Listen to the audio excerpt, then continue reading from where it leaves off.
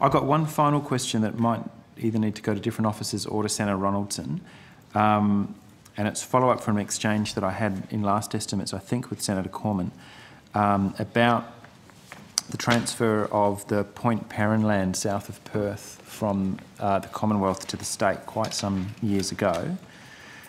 Thank you in response to my, I think the last session, tabling a letter dated 2000 from the Department of Finance to the WA Department of Transport, outlining the legal advice that it requested on that sale. The letter said in part, we've been advised that the Commonwealth doesn't have any legal right as previous owner to require the Point Peron land to be kept as a reserve. The letter also says, of course, this department has not made any review of whether the carrying out of your proposal, meaning the Point Peron Marina development, will come within any of the provisions of the EPBC Act 1999.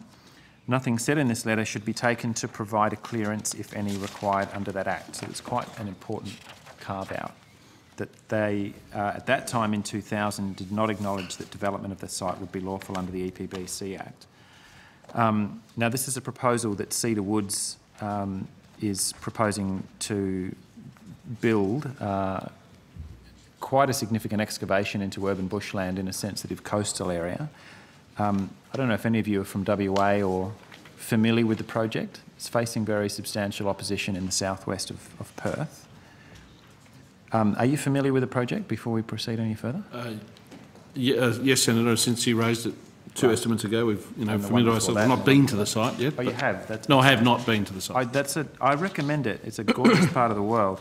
Can you take on notice for us, or if you happen to have it to hand in your folder there, how that advice in that letter from 2000 squares with Section 207C of the EPBC Act, which was obviously introduced in '99. Section 207C, sale or lease of Commonwealth land containing critical habitat, which appears to be retrospective. Can I get a sense from you, please, whether you've examined that issue in the light of that letter that you tabled for us?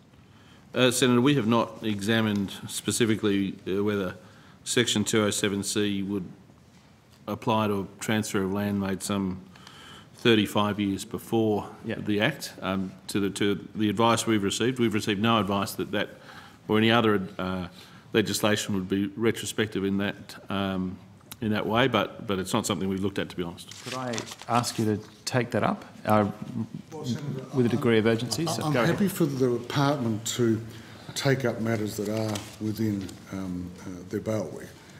This was sold in 1964. There were no conditions attached to it at all.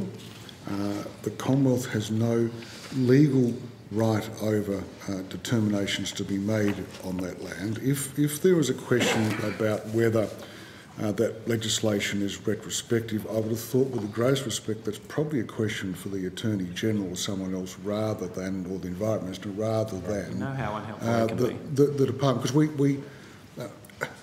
we deal with what we have to deal with, and what we are dealing with is a piece of land that was sold in 1964. No strings attached, no caveats, with nothing greatest respect, Minister, there were strings and caveats and conditions. The condition was it would be a park forever. There would be no commercial development ever. There's no caveat on the title. There is no caveat, Senator. It was an agreement in the public domain. We've explained that to you before. There's no caveat attached to this title. It is done and dusted. Now, an agreement between the Premier of Western Australia and the Prime Minister that said there would never be developed for commercial residential use. If you've got questions about the retrospective nature of another bit of legislation, then I'm happy for Mr. Owen to make any further comments. That's what we were discussing before your intervention. Senator, I can actually, to correct my statement before, we have had looked at this question that you raised about Section 207C. Could you provide, the advice to us is that it cannot be,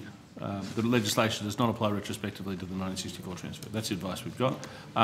Whether we can make that available, we'll take that on notice. You knew that was going to be my next question.